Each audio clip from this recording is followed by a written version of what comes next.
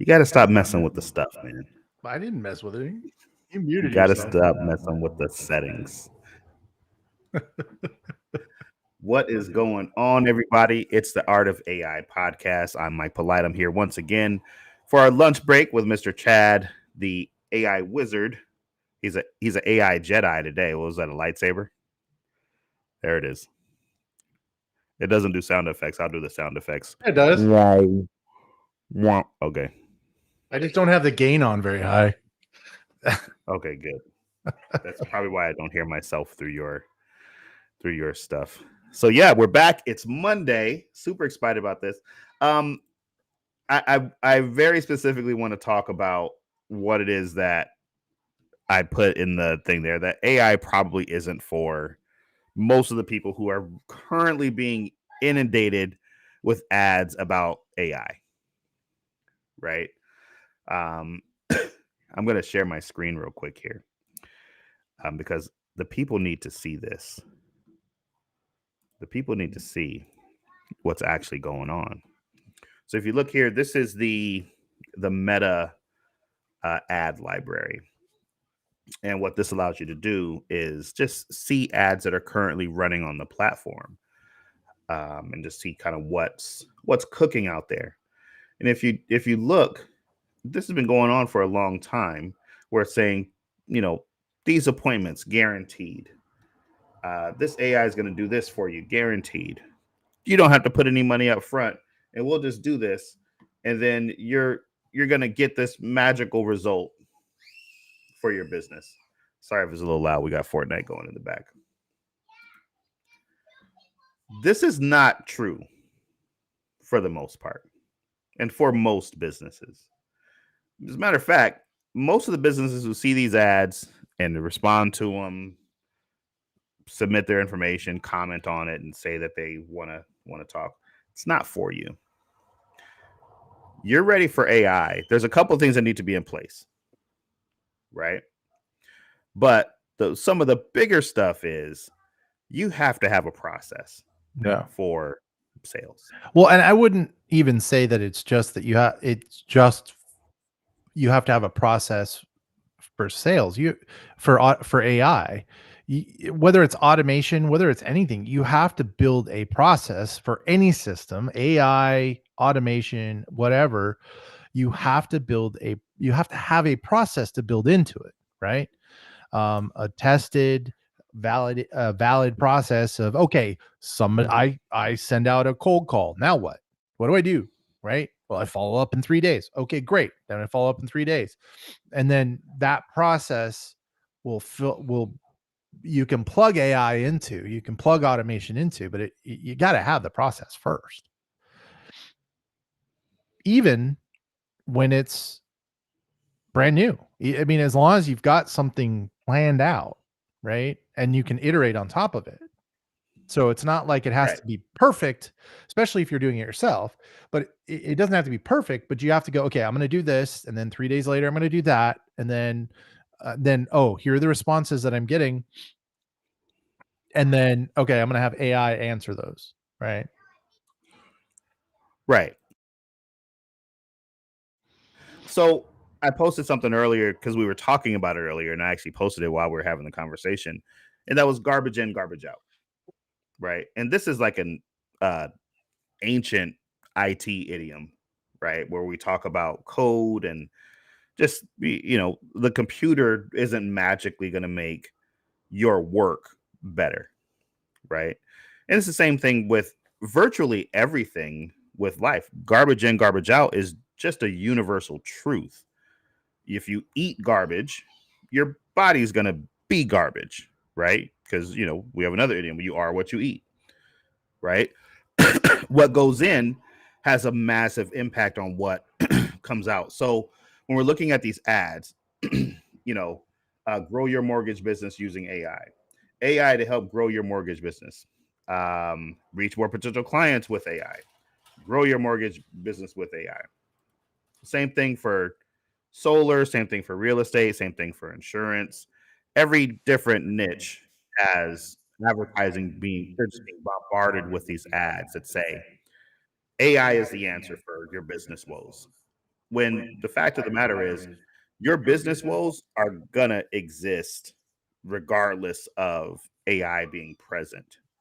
The way that AI can come in and help with your business, there's just two places where it can massively help and improve. Number one is with the low level conversations that you might have people doing or you don't have enough people to have, right? This is with appointment setters and things like that. If you've got inbound lead flow and you've got a database, you've got good contact information, automations and AI can give you a lot of a big boost to your business just there, right? Using automations to do the outreach, using AI to make decisions about how the conversations goes, qualifying them, and then eventually booking them to your sales calendar. Same thing for customer service, right? You have people who are reaching out to you, reaching out to your business. Some of those low level conversations can be handled either by automation. And if you need more understanding than what an automation can do, you leverage AI. I think, Chad, you were saying earlier today that if you don't need understanding, you can use an automation. If you need understanding, you use AI. If you need understanding and empathy, you use both. I got people coming to my door. Hang on a second. Oh wait, never mind. That's people who live here. Sweet. But does that kind of make sense? Yeah, well, I thought somebody was coming and knocking on the door. that's the important part, right? That AI has its place in the continuum of automation and sales and marketing, but it has a specific place. You know, it's not you're not building a fully automated robot to do everything for you, right? And that's the other thing. There's work. There's work. Believe it or not, with the AI and automations doing a bunch of the work, it's there to create work, right? Well, it creates work because nothing runs in, the law of entropy still exists. It's less, it's more efficient, right? It makes your work more efficient, but you still got to keep the AI, trained, and you've got to keep monitoring the responses, and you've got to, uh, you know, as you build things out, you got to test how it interacts, how that model interacts, whether you're, using Chat GPT or something like that. Um, you still need to manage it. And even when you've got people booked, when we've had clients that have had this issue where they expect AI and it's like they expect the fish to jump in the boat, right? Like somehow Right. they're just going to do an onboarding session. I'm like, you still have to close the client, right? AI is not at the point now where they're going to be closing deals, right? There's just too much nuance that it's not prepared to deal with. I mean, we work a lot of the nuance out of the systems that we build, but at the end of the day, I'm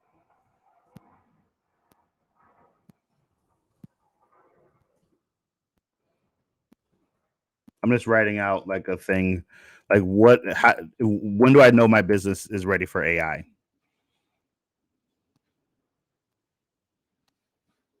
I cannot hear you. I don't know what just happened. We lost you. We lost Chad, everybody. Now he's muted. Still can't yeah, hear him. Now I can hear yeah, Chad. all right. So, customer service is a perfect example of somewhere that's fairly robust, right? Because we can create a master document, frequently asked questions, something like that, for the AI to reference, and then that becomes the how it answers all those questions. So for things like where do I, let's say you have something and you have a website and people have to log in, but they're constantly asking you, what's the login again? Blah blah blah. The AI can handle that question. It's a standard question. It's not going to deviate. You can deal with that, right? Right. If it asks about your business, we can write a sales letter and use that as, okay, here's how you answer the question. Here's everything that's in there. Answer the question using this. If you can't, move on. So customer service is definitely there. Sales process is definitely there. I you know Marketing for content creation is coming along, right? Mm-hmm. But still requires a lot of work. I mean, it's there's definitely Like it can significantly reduce the manual workload, but it does not eliminate the manual workload, right? Um, you just, instead of playing with it, searching on stock photos slash image sites, you can now create the image that you want by describing what you're looking for and then working through that. So you become a prompt engineer more than you do an artist, quote unquote. Now there's some really cool tools that are coming out, like Adobe Firefly, which is, I haven't really had a chance to dive into, but that's automatically able to remove background, add, interpret what it sees on a smaller picture, and you know build out more images, right? um Based on the reference. So if you have an image that's at yay by yay, it can expand it. The couple on the beach kissing, it can give you the full body of the couple on the beach kissing for whatever you're doing, right?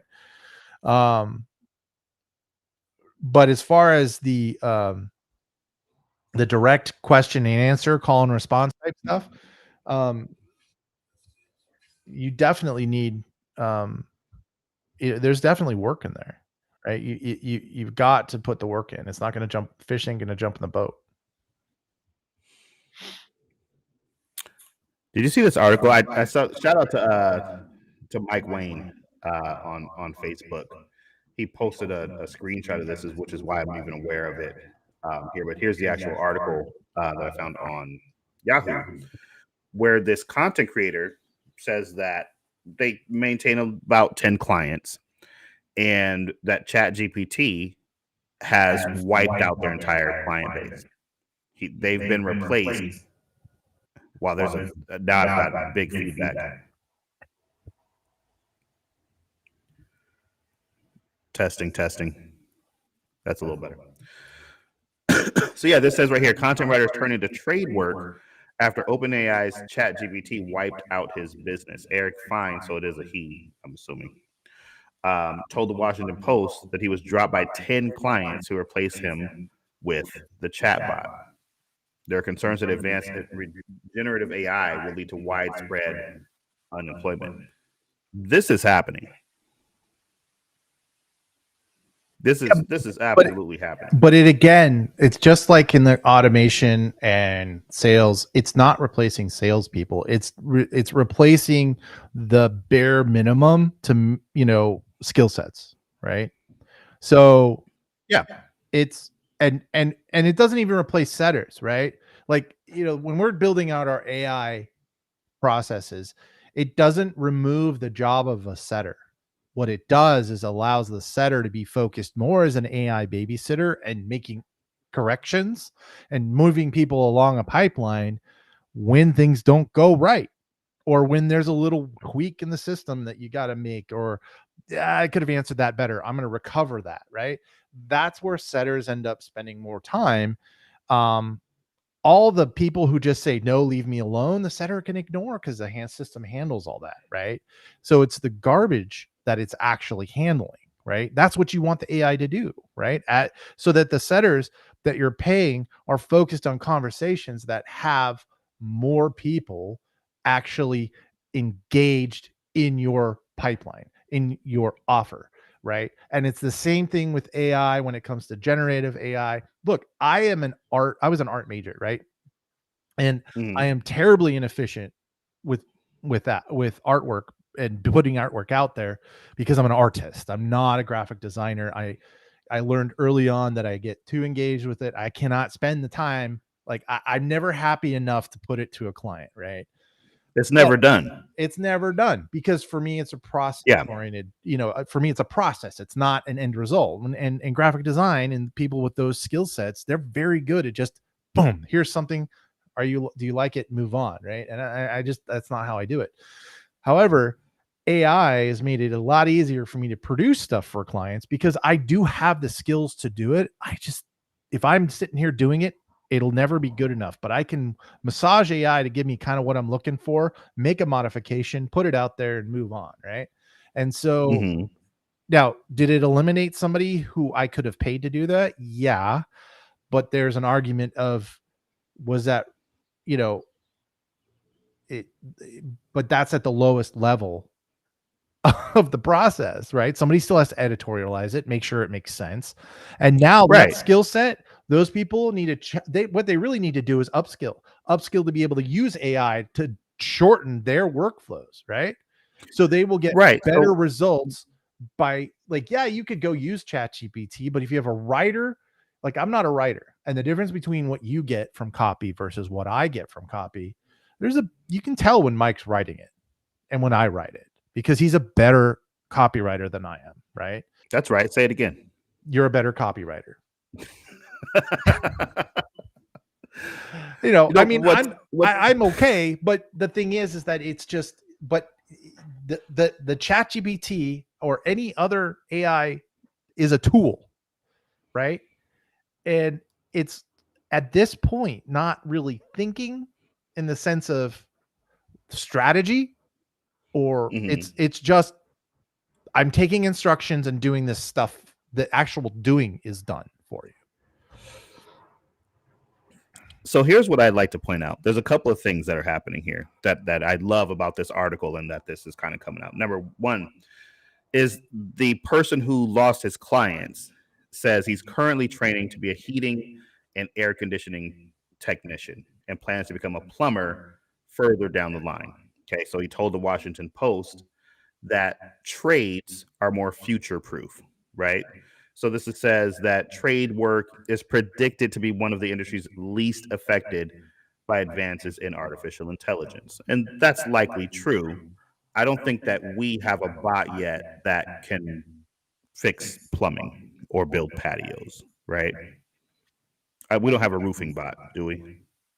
We I have mean, a tell me. bot that can build houses. Okay, we don't have a bot. Nobody scheduled an appointment to talk about that because we don't have that. I'm not saying we as a company, but I'm saying they exist. You can 3D print a house, which is basically a robot printing. Which means that the trades are going to be impacted, but maybe not as much. Here's the question, though, and here's what I like about this. So we call ourselves AI operations specialists or AI operations consultants, right? Is that a trade? Yeah. Because it's gone beyond prompt engineer, right? Because the prompts, there's lots of prompts training and coaching out there that you can get. But what we do is we're actually helping companies implement artificial intelligence in their current operation. So businesses that have a sales process, have a customer service process, and they're looking to scale those things. But they want to avoid maybe hiring more people and having to incur the costs of training and those types of things. They hire us to come in and build artificial intelligence systems that can do those jobs. Right? Yeah, but I also think it's surgical too, right? Where does it belong and where does it not belong? Like if you were to ask me, if somebody was like, well, can you make it so that I don't have to talk to anybody? I'd say no. I'm not going to bother. You're not going to get we've results. had that, right? You said that earlier with the, they want the fish to jump in the boat thing. Yeah. We had clients like that. They didn't want to talk to anybody. I mean, like you can't close a deal if you don't talk to anybody. Yeah. Yeah. Which that's interesting. Maybe a t-shirt business, right? You do like an AI powered t-shirt business and sell them on Shopify. We should do that. The other thing that I love about this, and this is aside from the AI part, is that this guy is a writer, right? Like, and I can't think of a more like a softer profession than like being a writer. Like, where's your office? Like Starbucks, right? You can write from home. This guy's going from being a writer and he's pivoting into an actual physical trade like HVAC, plumbing. I love that because one of the things that I say to people all the time is you can wake up today. You can wake up tomorrow morning. You could decide right now that you're going to be something completely different than you just were up until this very minute.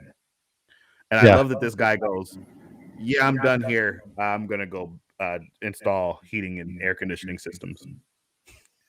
I absolutely. But you also got to think, okay, but how do you apply that skill? This guy could use ChatGPT to pump out books that he sells on Amazon. right?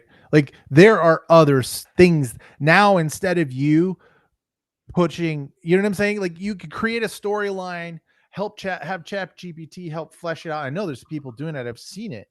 Um, uh, so, you know, that's another I avenue don't he could have I gone. don't know how I feel about that, man. I kind of have to gather my thoughts around that because yeah, you can, right? You can use Chat GPT to pump out books and and make a living in that way. But don't we need more tradesmen?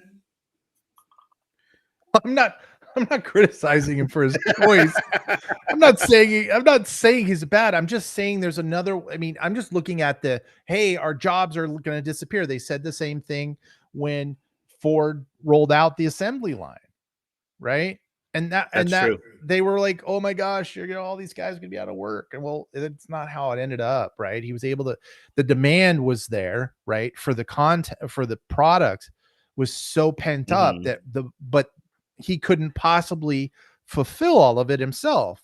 And the only way to capture more of the demand of that market share was to create the assembly line as we know it, to try and pump out as much as possible, brings the prices down, and it's more affordable, and so you make money on the large volume.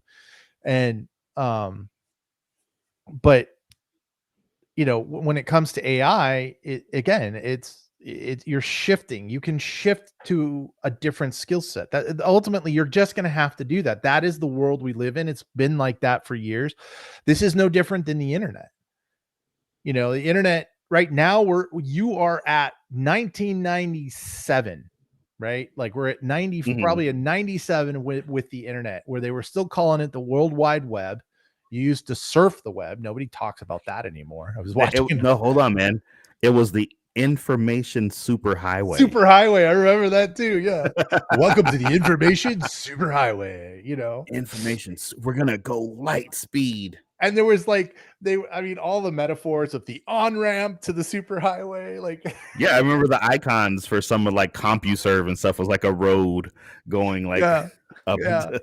But it was just like, and then people have made a lot of money and have been very successful by figuring out how that works, and either selling their services and knowledge, or taking building something completely new off of it, right? E-commerce, buying Yeah, something online in 97 was almost unheard of, right? I mean, right. I'm trying to remember when Amazon was established, but they really put e-commerce on the map. It was Amazon that really hit that out of the park. Um, I mean, there was other companies probably doing it. But Amazon's the one that, hit that sweet spot of efficiency and focus, because they used to only sell books. I bet you half the audience watching doesn't even realize that Amazon used to only sell books. It's all they sold. Right. No, It's I how they remember started. that. Yeah. It was Amazon books, and they because they could put every author up there, and they ended up having, like now, you remember when you had vanity books and you could self-publish a book and spend thousands of dollars to have all these books in your in your garage back in the 80s and the 90s? It was like, you know, it was a vanity thing. Now you can literally self-publish, shove it on Amazon. So I still Oh, think, Amazon actually makes that really easy. I have yeah, I have buddies and people who we're doing other business stuff with who are just like, yeah, I have a couple of books on Amazon that I wrote in Chat GPT. yeah. Well, that's what I'm saying. And the thing is that what it means is that there's always going to be art. What I don't think will ever happen until the singularity, right, where AI becomes self-aware, which is another whole conversation. But until that point, there's not AI can is going to be there to do the grunt typing, but they're going to editorialize the book, right? You know, and Right. I think that's kind of where we are right now. It's a tool. You've got to learn. You can't get around not understanding it and where to place it and how to use it. Um, but just going and getting AI isn't going to solve problems, right? It's not going to be. Um, it's not going to get you where you want to go. You've got to learn it and understand where it belongs.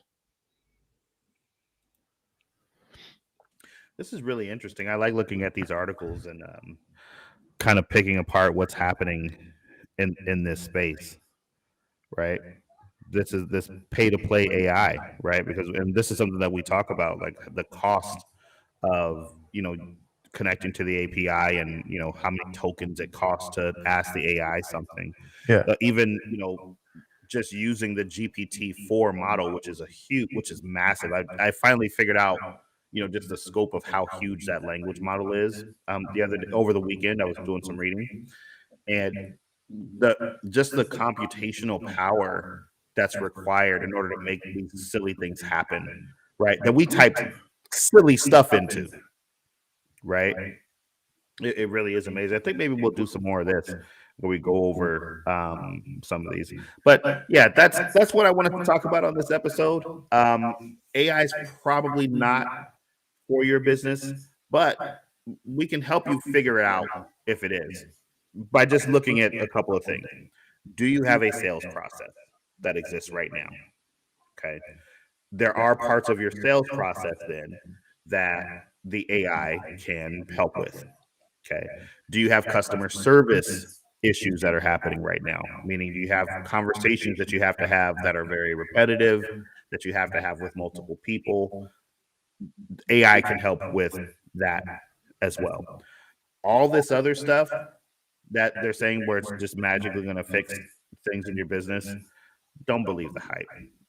Get an expert, talk to people about stuff before you pull the trigger on any one of these things. I think that's probably something that we should be doing, Chad, is advising people which AI products that maybe they should be getting into for their specific business. Yeah, I Anyway, mean, that's all it's for it's today. it's not again, I wouldn't say that it's not for anybody. I think you're remiss if you don't start looking into it and figuring it out, right? I think the big point of what we're discussing and what we're saying is it it every business is going to have to figure it out and use it at some point. How you do it Mhm. and whether it's ready, are you ready to implement it, or do you have some groundwork to do before it makes sense, right? Is Right. really what it comes down to, rather than, because the way I look at it is it's you will be left behind if you aren't at least thinking about how to do it now, right? um that's really what it comes down to. You may not be ready for it, it may not be your time. All you do is you're a writer, and you know that's you If want I you were a know writer right now, if I were a writer, I would be I would have probably at the beginning of the year been working on changing my offer to my current client base, um, and talking about educating them on the use of ChatGPT so that their segue into using that technology to replace me is guided by me, right. and they're they're still using me at so now I'm actually doing less writing, but I can educate in that space. So it's Well, less work on my part in a lot of ways, yeah. right? And I can take on more than 10 clients, right? Because now I'm not actually producing that work. I'm showing them how to prompt in order to get the best results out of it. Well, and you have companies like, I mean, again, it's a race. The production of this stuff has been a race to the bottom for a while, because it used to be, it's like, oh, one page or a couple page articles, $135, X, Y, and Z, whatever. Now, and then before then you had companies that like Panda Copy and things like that, where they would have writers on the other side. Those companies are going to, like, they've got to figure out quick, because their entire revenue model is based on having excellent writers to write this stuff, right? Yeah. The individual writers, I think, will probably end up being, if they're smart enough to figure out how to leverage it. Yeah, I mean, you don't even need to be focused as an AI prompt engineer. You just, like, okay, well, let's take that, now we're going to editorialize it, right? And now I'm going to go Right. change this, rearrange that. No, I don't like the way that came about.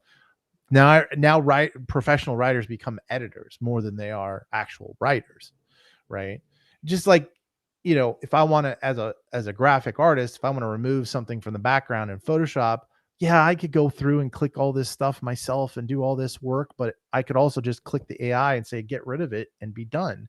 I mean, people need to remember, Leonardo, when you when you had like a lot of the Renaissance artists and stuff like that, they had teams of people reproducing their work in their in the way they do it. I mean, Right. the difference between what we've got now and what was happening then is, instead of us hiring, because personnel are so expensive, we don't hire a bunch of people to write in our voice anymore. We just teach the AI to write in our voice, and then it'll write in our Right. voice, and then so that, and that's just writing. I mean, there's a whole slew of things. Customer support, I mean, you're gonna have fewer customer support agents on the, answering questions about the products, right? The AI is going to handle that. So the entire model is changing quickly. But it's not, I don't think of it as Ragnarok for all these industries. You're just gonna have to learn a new skill, right? When networking became something, when the internet changed networking from an internal network to the entire world, that Right. changed what you did. I mean, we used to laugh. I came up when we still had SneakerNet. I don't know if you remember that, but I remember SneakerNet. yeah, that's what we referred to, the fact that you popped a floppy out of one computer, ran it over to the other, and popped it in there, right? And you had people who were, and then we had, we started building internal networks, but all they did was move files back and forth. There wasn't a lot of, that, which is all any of this is data back and forth. Right. But it wasn't like you could go browse the internet and find information that wasn't owned by the Right. You only had what was on that network. Yep, whatever was on that network. Otherwise, you went and you looked and you found it. That's what internet is short for, right? Interconnected networks. Correct. Yeah. I think Chad just had a mind blow moment. No, I'm just trying to remember. If I don't remember it ever being, the stuff has become so ubiquitous, I forget what it was novel. Right. Information superhighway. And well, and yeah, 4,400 baud connection. No. Actually, I think it's in the internet, the intranet. I don't think that's interconnected, because it's intranet and internet. Intranet being internal, internet meaning outward. So I think it's not interconnected. Agree to disagree. Well, pull it up. Let's look. All right. What does the internet stand for?